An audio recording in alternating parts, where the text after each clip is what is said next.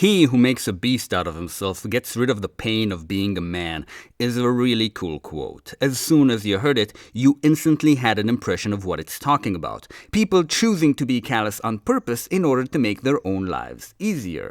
But if you know people like that, you know they're just as miserable as the rest of us. If you've seen somebody try to make that transition, you know they're more miserable now than they've been before. So why is this sentence still quoted? Why do I even know it? Why does the band Avenged Sevenfold start one of their best songs by screaming it? And why is it so cool when they do? Because it presents a fantasy, one in which we could unburden ourselves and become beasts if we wanted to, getting rid of the constant pain we feel. It reframes our current condition as voluntary by claiming that right now the reason that we're suffering is because we choose to pursue being human, and it's our own heroic choice not to get rid of that pain. But what pain are we talking about exactly? It's not all pain, just the pain of being a man. But what does that actually mean?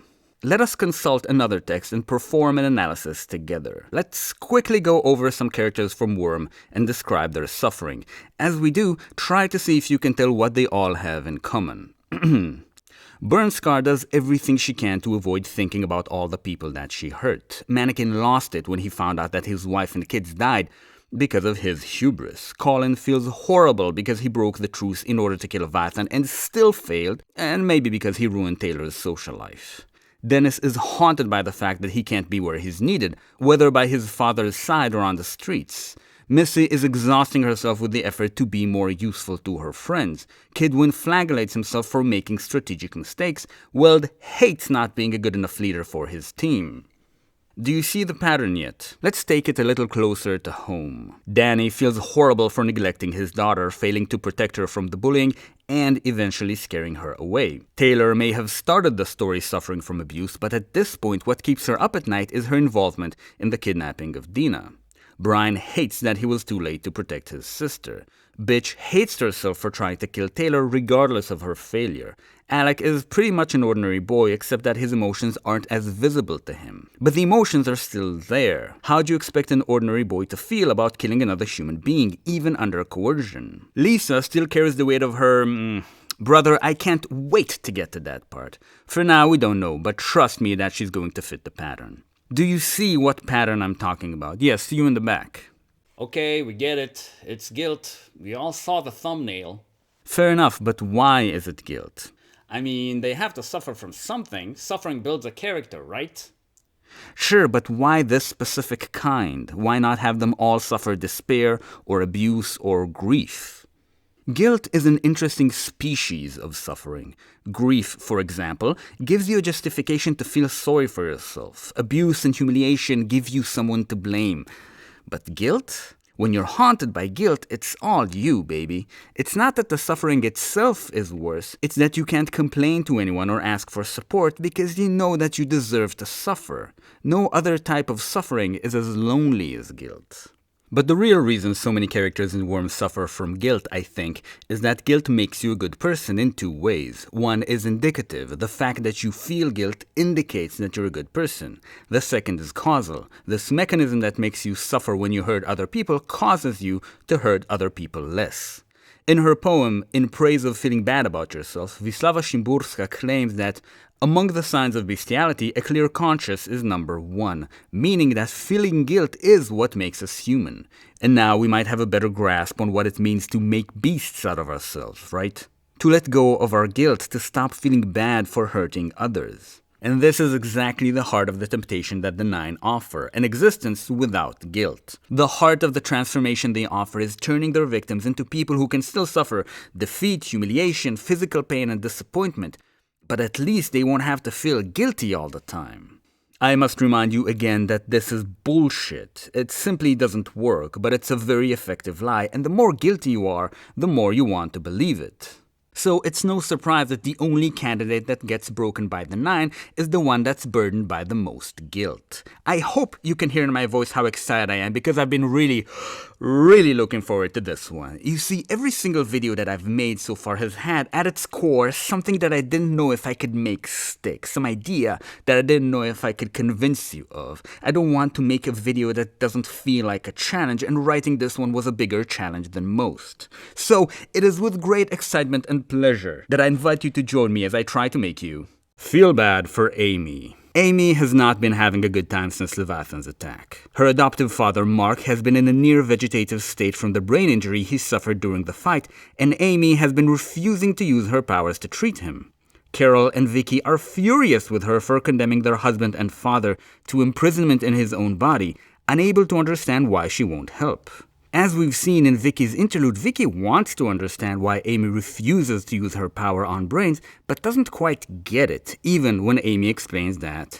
It's complicated, and I don't trust myself not to screw something up when I'm tampering with someone's head. The reader too must wonder why Amy isn't healing Mark. Even if we believe her that she might screw something up, I think Mark, Vicky, and Carol would all prefer Amy take that swing. No one would begrudge her if she tried and messed up. So what is she really afraid of? There's a reason I'm dedicating a whole video to this one chapter. Let's dig into one of the meatiest scenes in this book, pun shamelessly intended.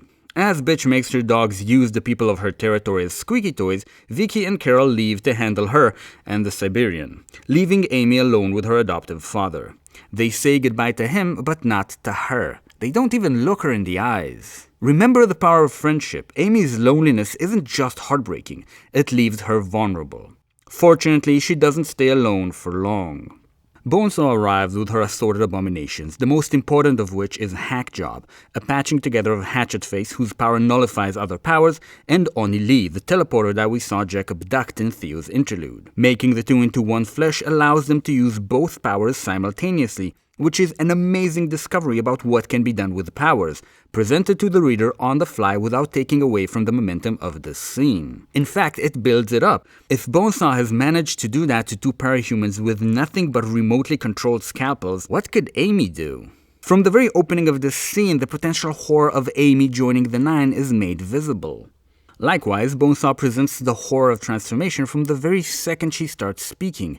A 12-year-old girl, Bonesaw seems completely unbothered by the morality of stitching two people together, professing to have performed a spot lobotomy on Hatchetface so he'll be more obedient, while leaving Onili awake and feeling but unable to move a single muscle. It's not just that she's condemned these two people to a living hell, it's that she's cheery about it, geeking out. "Get it?" she asks Amy. "You figure out what I did?" You mashed them together. Yes! I can't even begin to tell you how hard it was. I mean, I had to conduct the operation from a remote location using robots because I would lose my tinker powers if I got too close to the big lug. And I had to fit their bodies and nervous system together so that they could use their powers without messing up the other. The reader must wonder, was it the trigger event that made a beast out of her, or the transformative skills of one of the Nine? The fact that she later refers to the Nine as her family skews the reader towards the latter. And it's through that familial connection that Bonesaw relates to Amy, saying she could be a big sister to her. Naming is important for the love of God, and so it's important that Bonesaw makes Amy name one of her creations, Pagoda. By naming it, she shares Bonesaw's godhood. And Bonesaw is a god. Like Yahweh, she creates beings that didn't exist before and names them. Even if you don't vibe with the whole Old Testament lens, you have to admit that from Oni Lee's perspective, she's as powerful as a god, deciding what kind of world he lives in. Amy reacts to this as most of us would, a combination of shock at what had happened to these people and a dread about it happening to her too. She starts looking for ways to kill herself, which is reasonable, but makes the decision to kill Mark first, which isn't reasonable. It's straight up heroic considering what's at stake. I want to believe I'd make the same decision if I were in her shoes, but I simply don't know. The thing that makes the interaction between Amy and Bonesaw so fascinating is how Bonesaw pushes Amy so far out of her comfort zone before she takes a single action. The conflict here isn't between their wants, but between their perspectives, and that comes up in every single interaction. Bonesaw tries to seduce Amy into joining the Nine by suggesting projects that they could work on together. But this has the opposite effect than what she hoped for. Amy's horrified by the idea of taking part in something that, to Bonesaw, seems like a perfectly good time. When Amy says, "It's not, don't you understand? I don't want to hurt people," Bonesaw retorts with, "But we can change that," illuminating the profound difference in how they think about human beings. Amy sees people, their brains and minds, as something sacred that should not be interfered with. Bonesaw sees it as something that could be cut into and modified at will. Amy's morality was so important to her that she chose to follow her one rule, even at the price of alienating her entire family. But to Bonesaw, morality is like some vestigial organ that needs to be cut out as soon as it starts causing problems. And so Bonesaw starts performing a moralectomy on Amy, not with a scalpel, but with a much subtler tool. Karma. Bonesaw understands that it's our actions that define who we are, and so holding Mark at fate worse than death point, she takes Amy through an escalating cascade of actions. First paralyzing Murder Rat, then killing Pagoda, and finally Bonesaw orders her mechanical spiders to inject acid into Mark's brain, thus making Amy break her rule. Every step of the way, Bonesaw explains exactly what she's doing. Why? Because she wants Amy's perspective to change to fit Bonesaw's. That's what replicating herself onto someone else means. As Amy heals Mark's brain from the acid, she narrates that it's terrifying, but not because she might fail. She knows that she's going to get it right, but she feels like she's opening a door that can't be closed. Having opened that door, she decides to also heal Mark from the damage that was done during the battle with Leviathan. As soon as she's done, Mark goes into action fighting Bonesaw's abominations, and Bonesaw escapes. But the damage is already done. Amy can't go back to the way she was before. Terrified of herself, she runs away. I want to talk about suicide again. We often talk about suicide as a rational solution to suffering that can't be alleviated in any other way. But when I talk to people about times they considered suicide, that's not what I hear. What I hear most often is a feeling that everyone would be better off without them. It's that situation that Amy's in. Before Bonesaw arrives, Amy narrates that her adoptive parents never loved her. She doesn't even blame them. She says that they tried. Mark taking her out for ice cream, Carol trying to show warmth. But there are some things you can't fake, like love. It's something that has to come naturally, right? It's not something that you can just force. Having healed Mark, Amy knows that she gave her family the last thing they could actually need from her, thus leaving her in a position where nobody in the world needs her. And it's that dangerous, desperate state of mind that she's in when Vicky finds her, walking the streets past curfew. Vicky's angry, but she's a loving sort of angry. When Amy claims that her family doesn't love her, Vicky insists that she does, that she's Amy's family, and they'll figure it out together. Vicky insists on hugging Amy, and the first thing I'll say in my client's defense is that she repeatedly tells Vicky not to touch her, meaning that the hug was instigated without Amy's consent. They hug and, well, before we get to that, I would like to ask the jury a question. Have you ever fallen so madly in love that you prayed to God that it would stop? Fallen in love so hard that you couldn't stop thinking about that person, couldn't stop dreaming about them, but still knew for certain that they will never want you back? Have you ever fallen in love so badly that it hurt? I truly envy people who didn't get to experience dreaming that they're together with someone, hugging them or holding their hand, only to wake up and slowly recall that this never happened. And worse, that it will never happen. It's a true torment, something you not only hope goes away, but actively try to make go away in whatever way you can. The best way, of course, is to change the circumstances so that you won't have to see this person as often, preferably at all. Sadly, it's not always something you can do. If you've ever been desperately in love like that, do me a favor and try to remember that person, their name, their face, what it felt like when they walked into view, or, if you were really unfortunate, what it felt like talking to them, the effort of pretending that you weren't feeling what you were feeling. Now hold on to that feeling while you answer the next question. If a genie came to you back then and offered to make that person love you just as intensely as you loved them, would you have agreed? If you say that you wouldn't, I believe you. That offer is obviously immoral, and I believe that you are a moral person with the strength and integrity to refuse. Once.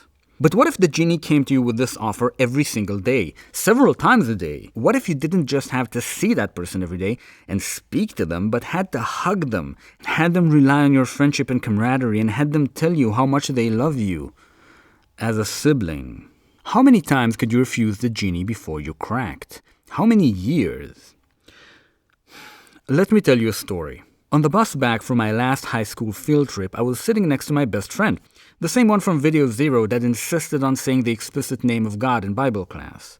During that ride, he told me, whispering, what had happened the night before. While I was asleep, he was out drinking with the cooler kids and had somehow found himself alone with this really hot girl from our year who was, at the time, dead drunk. For reasons that I can't really fathom, he was tasked with walking her to her room, putting her to bed, while her roommates were still out drinking. He didn't need to tell me that he'd done the right thing in this situation. We both knew that he would. What surprised the both of us is how it felt. I remember him describing how, after covering her with a blanket, he had to fight himself to leave and close the door behind him. It makes sense, of course. There was a part of his brain that wanted to do something really gross. And of course he reined that part in. He was just astounded by how hard it was to do. I knew that he would have done the right thing. Once. But if he was made to take that challenge 100 times, 1,000 times, I think he'd slip up more than once. And the thing that he had to gain was way less than what Amy had to gain by slipping up. This is my second defense of Amy. As Vicky hugs her, Amy reaches with her power and changes Vicky's brain so that Vicky would love her. And after thousands of times of making the right decision, Amy fucks up once. Now, you could say that Amy shouldn't fuck up even once, and I'd completely agree with you. Hell, Amy agrees with you. We could say that Amy should have taken more action to prevent this. After realizing that she's gay and having truly one of the most unfortunate crushes ever, the smart thing for Amy to do would have been to try and date other girls her age. It might not have worked, but she should have at least tried. I wonder how easy it is to date lesbians in a town like Brockton Bay. Lesbian bars aren't really an option for a 17-year-old girl, but maybe there's a center for LGBT youth? We don't really know. All we do know is what we've learned in the villains' meetup in response to Bakuda during the discussion between Hookwolf and Brian. Brian brought up the fact that some of Kaiser's minions regularly harass gay people in the city. Would you start a center for gay youth knowing that Hookwolf might pay you a visit? In 2011, Amy could probably get an internet girlfriend, but I doubt it would distract her from having to see Vicky every single day. All in all, the second defense is not a very strong one. We should not start excusing non-conners just because they only fucked up once. So let us proceed to the third defense. The first thing that happens after Amy uses her power to make Vicky fall in love with her is that Vicky loses her shit. She instantly understands that something is wrong, even if she pretends not to know what, and she's furious with Amy. Now, we have to stop and understand the technical magnitude of what Amy did here. Amy's power scanned Vicky's brain, the entirety of its 86 billion neurons, picked out the ones that were responsible for the representation of Amy inside of Vicky's mind, and changed the way that representation is processed by reconstructing single neurons. I mean, more likely the change was made on the synapse level, and considering that the average neuron has more than 1,000 synapses, this fact does not make Amy's feat any less godlike. This is unbelievably complex, orders of magnitude more computationally taxing than anything we'll ever see Taylor do. Something I don't think human science is going to achieve in the next century, or ever. You know what would be much simpler? To make Vicky temporarily incapable of anger, something that human science has already achieved, albeit crudely. Or perhaps Amy could paralyze Vicky, making it much easier to fine-tune a transformation in which Vicky will be in love with Amy without being furious about it. If Amy's as immoral as she's accused of being, why not go further? It would definitely be better for Amy, and even Bonesaw would agree that ensuring that Vicky was on board would be better for everyone involved. This is the heart of the third defense. The violation of Vicky wasn't a self-serving action on Amy's side, but an accident that harmed her in very obvious ways. Ways that Amy could have easily predicted. The assertion that this action was not planned is supported by how Amy narrates that changing Vicky's mind was barely a conscious action on her part, as opposed to something that she'd thought about before, fantasized about, and planned in steps. It's more like an override by a hungry part of her brain, a starved part of her brain, taking control for just a moment. Kind of like how you might sneeze even when trying not to. This is one way to interpret the barely a conscious action line. Another is that, well, it's not Amy who does it. This is the fourth defense. The fact that Amy's decision to change her sister's mind does not appear in the narration is absolutely crucial here. If the narration is the conscious mind, which part of Amy chooses to take this action then? Was it a part of her that existed before her trigger event, or was it a part, like Bitch's attunement to dogs, that only appeared after? Let me make a bold claim. Amy's power is made for messing with people's heads. You are encouraged to pause the video and see if you can figure it out for yourself. Here's a hint. So far in the plot, Amy has done only 3 things worth mentioning. The first thing we ever see Amy do is heal a Nazi non-conner who had been brutalized by Vicky to the point of mortal danger. What does that have to do with messing with people's heads? When she's done healing him, Amy explains to Vicky that she used her power to give the guy temporary erectile dysfunction, and that fear and doubt will complete the effect, and the suggestion will become a self-fulfilling prophecy. Meaning that she gave the man erectile dysfunction for life. Ironic that Amy punishes this guy for not respecting someone's consent, but that's not a part of the defense. What is a part of the defense is that right after Amy does this to the Nazi, Vicky herself points out the irony of doing something that is obviously messing with someone's head, right after refusing to work with brains. The second time Amy messes with someone's head is at the bank. When one of Taylor's spiders touches her neck, Amy uses her power to create some fucky feedback loop that takes Taylor out of commission. What does that have to do with messing with people's heads? What effect does that interference have on Taylor? You guessed it, a migraine headache. The third time is when Amy argues with Taylor about the nature of decency, while Taylor lays there suffering horrible pain from her broken manacled arm and her broken spine. I remind you that while I'm defending Amy from the non-con allegations, I still think she's a piece of shit. The fact that she argues about morality with a person who is in so much pain, a person who put themselves in harm's way to protect others, is such a monumentally dickish thing to do. What does that have to do with messing with people's heads? After healing Taylor, Amy tells her just enough for her to suspect that the heroes are about to arrest her, making Taylor panic. I think the reason the heroes wanted to talk to Taylor was to get her to join the wards, and Amy knew that. I also think that Amy, like Jonah, didn't want the bad guys to be accepted to the side of good, even if that would have been better for everybody. So what did Amy do? She orchestrated a slip of the tongue, one that drove Taylor's decision to try and run away, thus making her standing with the heroes much worse. A piece of information that might be crucial here is that Amy was fixing Taylor's spine while she was saying these things, meaning that her power had access to Taylor's brain. If Amy's power can read Vicky's brain to the precision required to figure out which neurons hold a representation of Amy, could it not figure out what was the right thing for Amy to say to make Taylor freak out? If Bitch's power can tell her how to train dogs without her knowing that the information is coming from her power, couldn't Amy's power tell her what it figured out about Taylor's brain? And if it did, is it Taylor's fault that she freaked out? 3 actions that Amy performs, all 3 having to do with messing with people's heads. Can you think of a 4th one? Spoilers below. Note that none of these 3 occurrences break Amy's rule, not consciously at least. After Amy consciously decided not to work on brains, a piece of alien machinery inside of her own brain looked for ways to do what it wanted to do without the conscious mind knowing. Until she was pushed to that breaking point, her internal separation was weakened and she couldn't stop herself. I said on video 0 that we're going to talk about Carl Jung, and finally here we are. By learning about the alien machinery in the character's brain, the reader practices thinking about human beings as having secret urges that are hidden from them while dictating their actions. This is the concept of the Jungian shadow presented to you through Amy as she deals with the consequences of hiding her own desires from herself. Yes, you in the Oedipus Rex t-shirt? Yeah, Amy didn't hide her own desire from herself. She knew she was in love with Vicky all along. It might even be the reason she refused to deal with brains in the first place, knowing she'll do that to her if the door was opened.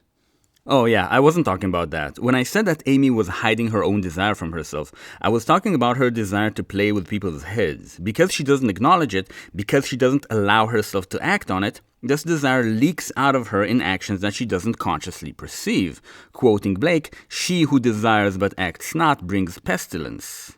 Morality isn't really my thing. I think it's a useful lens, but one that we tend to overuse. My contribution then is the mechanistic lens of things, not judging but understanding what's going on. What we can learn from Amy's story is what happens when we ignore and repress our own shadows. Let me tell you another story about a time I was overtaken by my Jungian shadow. When I was 14, I would get into a lot of fights, but I could never be the one to start a fight. Even when I knew for certain that starting a fight now would make things easier for me in the long run, I could never throw the first punch. Except for one time. Do you remember that I told you about this man I knew who was like Kaiser and how one of his sons was the most obnoxious kid ever?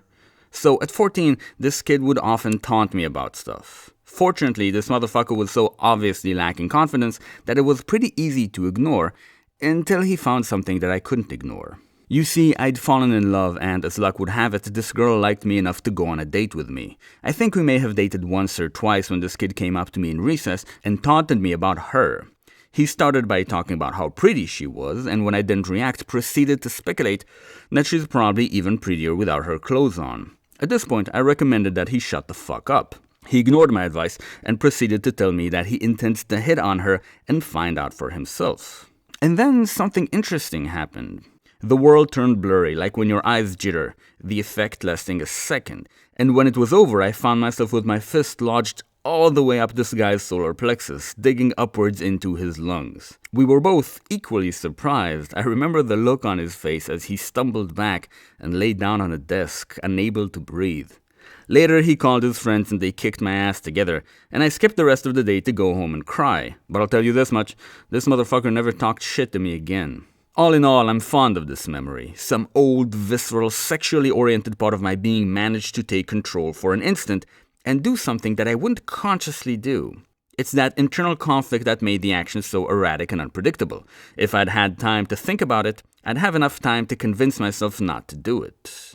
When you have a strong, repressed desire and it takes control over you, things like this happen. This is one way in which I'm similar to Amy, and it's important to see this, to intentionally seek out our similarities with the characters. I'm not just telling you these stories because it's fun, even though it is, but because this is the message of this book, that we're doing too much judging and not enough identifying. But you came here to judge, and I promised in the title that I'd defend her, so here are my defenses of Amy so far. 1. She asked Vicky not to touch her several times. Were Vicky to respect my client's expressed lack of consent, none of this would have happened. 2. Amy resisted a temptation most people wouldn't for thousands of times, and failed once.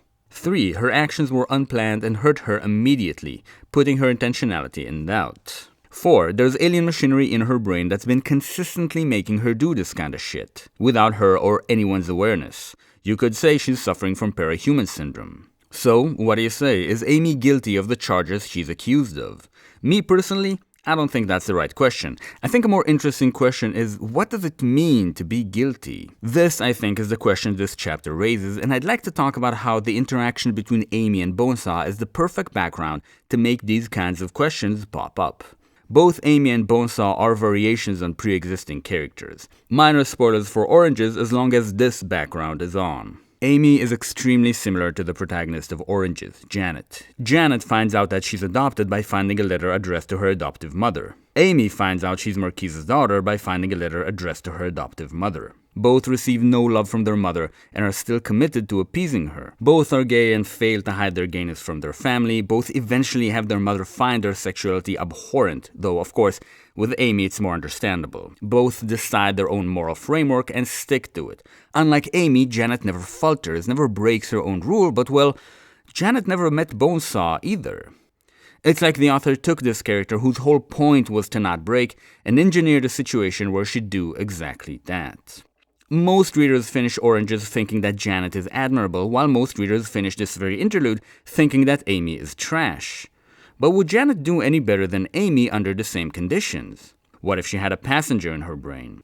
This is a really cool way to take an existing character and utilize her in one's own works, but I'm even more impressed with how Bonesaw was constructed. Bonesaw is an improvement on 3 different characters from Naruto. Hear me out. Do I even need to say hear me out at this point? Have I not earned your trust? Naruto spoilers as long as this background is on. The first character Bonesaw builds on is Kabuto, this guy with the glasses and scalpels. Kabuto is a medical ninja, but his medical fighting technique just means stabbing people with a scalpel in anatomically sensitive spots. Bonesaw's use of medical knowledge in order to fight is profoundly more interesting. It's genuinely good sci-fi. When it comes to her work on unpowered individuals, it feels like these things could actually be done to people. We just don't know how to do them, which is probably a good thing. The second character that Bonesaw builds on is Orochimaru, this creepy snake-like motherfucker. Orochimaru's villainy stems from his curiosity. He wants to know everything there is to know about ninjutsu, which for our purposes basically means ninja magic. He also doesn't have any empathy or morality, so he doesn't shy away from cutting someone open to find out how their ninjutsu works. It's an interesting concept, but it's one that you can forget. If I ask somebody who watched Naruto 20 years ago what they remember about Orochimaru, they might mention his affinity to snakes, or that time that he deep throats a scroll for no reason, or his obsession with immortality. He's not essentially different from any of the other Naruto villains. With Bonesaw, we have something much more interesting. While in Naruto ninjutsu is a given, in Worm the powers are a puzzle. The reader is constantly putting clues together to what the powers are, how they affect human brains, and where they come from. And so, unlike Orochimaru, whose knowledge is nothing but another source of power, Bonesaw can approach the reader directly and tell you what she learned about trigger events from all the people she tortured to death. Let's read one such passage. In those 1 to 8 seconds it takes our powers to work, our power goes into overdrive. It picks up all the necessary details about those things, like people or fish or computers, sometimes reaching across the whole world to do it. Then it starts condensing down until there's a power set, stripping away everything it doesn't need to make that power work. It's so amazingly complicated and beautiful. Orochimaru could theoretically say something similar about the nature of ninjutsu, but the viewer wouldn't care. With Bonesaw, the reader is so thirsty for information about the powers, they don't even notice that they're drinking paragraph after paragraph of info dump. It's wonderful, and more than that, it makes Bonesaw's character even more impressive, because she proves her knowledge not through her interaction with Amy, but through her interaction with the reader themselves. The thing about Worm is that despite all its faults, when it shines, it's not just good writing, it's a whole new approach to what writing is. The third character from Naruto that Bonesaw builds on is Deidara, this guy with mouths in his hands. Deidara often philosophizes about the transient nature of art, but his own work consists almost entirely of blowing shit up. Bonesaw's art, on the other hand, is something much more profound, and I'm not talking about her tinkering with meat. What is Bonesaw's art? Let's hear it from her. I want to make something even more amazing than Hackjob, Murder Rat, or Pagoda, something you and I could only make. Can you imagine it? You could use your power, and then we could make one super person out of 100 capes, and all of the powers would be full strength because you helped, and we could use it to stop one of the Endbringers, and the whole world would be like, are we supposed to clap? Can you picture it? It's not about the meat. It's not about the powers either. From the first time we see her, Bonesaw presents herself not as immoral, but as anti-moral. Her art is undermining morality itself, which is the most important out of all of the ways she's a foil to Amy. Let's go over them quickly. Amy's relationships are all torn up, while Bonesaw is seemingly happy with the 9, calling them a family. Amy feels stuck in place with her work as a healer. Bonesaw is excited towards her next project. Amy desires but acts not. Bonesaw acts exactly as she desires. But of all of Amy's traits, the one that I find most central and most hateable is her need for things to be black and white. Villains are bad, heroes are good. No exemptions, no extenuating circumstances. Bonesaw not only recognizes that good and bad are poorly defined, but she aims to have her creations prove it. And Amy is one of those creations. Bonesaw couldn't know that Amy would run into Vicky, or how that encounter would go, but at the end of the day, Amy's effect on the reader is the same effect Bonesaw wished her Endbringer Slayer to have. Confusion. I often say that confusion is the first step of analysis, and by confusing you, Bonesaw makes you begin to analyze morality. The fifth and most potent defense of Amy is that in a world where Amy never met Bonesaw, she would have never done what she did. In that case, can you even say that she's guilty? Yes, she did the thing. It's her fault. Okay, cool. So let's say there's an identical Amy in a parallel reality that didn't have Bonesaw visit that day and didn't open that door into her sister's brain. Is she guilty? No, she didn't do the thing, so she's not guilty. Okay, so you admit that these two Amys can be entirely identical, and still, one of them will be guilty and one wouldn't be. No, these Amys are not identical. By making Amy open the door, Bonesaw changed Amy into someone who would do the thing. And by doing the thing, Amy had accrued the guilt. Okay, so in that case, we agree that Bonesaw changed Amy's capacity for morality. Yes? How can it be her responsibility to be moral if other people can change her capacity for morality? How can it be her responsibility to be moral if it's not under her control? You know, this stuff is like very philosophical, very theoretical. This is why I don't like these discussions. I think it's better to talk about real life. Okay, so let's talk about real life. Tom is a murderer and a rapist. One morning, while being deployed in the Vietnam War, he went to a nearby village and killed a whole bunch of non-combatants, including children, and raped one woman. This action served no strategic utility and was not a mistaken identification. I assume you already judged Tom, but what if I told you that barely 12 hours before these acts, Tom had witnessed the entirety of his platoon getting killed in an ambush, people who trusted him to keep them safe, his best friend among them? What if I told you that he regretted these actions for the rest of his life, and that he hated himself for the anger and coldness that he showed his own kids, unable to understand why he was so horrible to them? This is a real story taken from the book The Body Keeps the Score by psychiatrist Bessel van der Kolk, and from what I understand, stories like it are very common. So how do we judge Tom or people like him who are obviously affected by severe shock trauma? Yeah, you know what, even if this Tom guy was only committing these war crimes out of some traumatic shock, maybe he shouldn't have flown over the sea to kill people who have never done anything to him. Sure, but what about you? What about me? If you're listening right now, you've probably suffered some severe trauma. Have you found yourself regretting times when you were aggressive to others for seemingly no reason? Or are you angry at yourself for spending so much time in the safety of your home, hiding from a world that seems to be hostile while others seem to be having such an easy time? When you judge yourself, and I know you do you consider the extenuating circumstances of having suffered an event that has probably made your amygdala so active that it not only overrides the rational parts of your brain, but actively skews how you see reality itself? If you don't, maybe it's worth thinking about. What do you want, Goblin Guy? I think that's a really good point about how trauma should be incorporated when discussing guilt, and I love how that connects to Taylor and Sophia, maybe even Emma. Okay, thanks. I just wanted to ask, do you think that we can apply the same idea at the population level? Should we not at least consider the idea that if an ethnic group is horribly traumatized, that collective trauma could explain, at least in part, actions that on their own seem horrifying? No, Goblin Guy, shut the fuck up. We're not discussing whether or not Taylor is an analog to any specific ethnic group. It's fucking weird, and I personally find it gross on like a philosophical level. Shame on you. But what other reason could there be for the different Earths to be named Earth A? Shh. Enough. Let's summarize. I'm sorry about that. I'm also sorry for not making a video in a while. I spent that time writing a couple of essays about Waldo's Pale, and they turned out way more interesting than I initially expected. I still don't recommend reading that book, but I think the essays could be interesting on their own. The author has done me the great honor of commenting on these essays, and we discussed the motives of one of the characters. We disagreed. Something that I thought the author intended to convey ended up being entirely my interpretation. This very essay contradicts some of Waldo's expressed opinions. For instance, the author claims that he wasn't that into Naruto.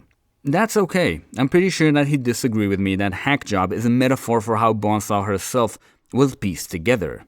The man's opinions are simply none of my business. My business, our business, is to dig into the text and make our own conclusions. It's up to you to decide for yourself whether Amy is guilty. It's up to you to decide what it means for her to be guilty. I said it once and I'll say it again. We're talking too much about morality when we should be talking more about the nature of reality. So let's talk about the nature of guilt. Guilt can be seen through many different perspectives. The naive perspective is that human beings have free will and so can simply be judged for what they choose to do. It's no coincidence that Worm challenges the concept of free will so vigorously, as we'll see later with the Simorgan Contessa. It does so exactly to undermine this naive view of guilt. From a biological perspective, guilt evolved for one simple reason. It makes you more likely to survive, cooperate, and produce fertile offspring. It is the exact same reason we evolved the fear of snakes. Humans who were instinctively afraid of them were far less likely to die of snakebite. The utilitarian perspective views guilt not as something inherently real, but as a useful tool. Forcing people to feel bad for harmful actions deters them from repeating those behaviors, ultimately building a better society for everyone. From the perspective of indoctrination, guilt is a tool imposed on you for control. The majority of you watching this video right now likely come from religious backgrounds that place a heavy emphasis on guilt. Even if you don't practice such religions yourself, their influence is likely deeply entwined in your culture and your very concept of what it means to be human. In his book To Have or To Be, Erich Fromm argues that when Christianity shames people for having sexual thoughts, the goal isn't actually to stop these thoughts. That's impossible. Instead, because people will inevitably keep thinking about sex no matter what, convincing them it's a sin ensures they remain trapped in a constant state of guilt. And when people feel guilty, they are less likely to resist. It makes sense to me that constant guilt will lead to pathologies, and I mostly see two kinds. The meek can't express any desire, and so unconsciously find roundabout, selfless ways to get what they want. The righteous, on the other hand, alleviate their guilt by applying harsh judgment and proving that they're better than other people. This could explain a lot about Amy, even before the Bonesaw incident. Can you imagine what it would feel like to know that there's one person in the world that actually wants to hug you, but every time they do, you betray their trust by getting a boner/wetty? This constant guilt might explain Amy's black and white morality. Because she feels like the worst person in the world, she jumps at the chance to judge somebody like Skitter. Could we forgive Amy for being horrible to Taylor at the hospital, knowing what kind of pressure she was under? Up to you. To me, a more interesting question would be what we could do for people like Amy before they hurt people. And the answer, I think, is to listen to them. I can only imagine how much better things would have been for Amy and Taylor if Amy had one person she could talk to, one person she could vent her feelings to without being judged, because no one should be judged for how they feel. I, like Bonesaw, am anti-guilt. I'm anti-morality. But if people won't feel guilty for things, they'll just do whatever they want. Yes, they will. Luckily for us, what most people want to do is make the people they love happy. Quoting the Tao Te Ching, throw away morality and justice and people will do the right thing. I'm anti-guilt because from what I see, when people understand the source of their guilt and let it go, they not only keep doing good things, they do more good things than they did before, and they do them because they want to. I mean, I'm not Bonesaw. Obviously, I'm all for becoming a better person. Guilt is a useful emotion, but only when it's reactive. It's good to feel bad about doing something that contradicts your own values because it makes you less likely to do it again. But if you feel guilty all of the time, maybe it's time to consider whether it actually makes you a better person. If you're guilty about things you feel, something that you have very little control over, ask yourself if that guilt helps. If it doesn't, maybe it's time to talk to somebody. Apply judgment. Huge thanks to my beautiful patrons, especially Zilch, Saranen, Sang, and Kali for their comments on this essay. Until next time, go easy on yourself, you hear? But not too much.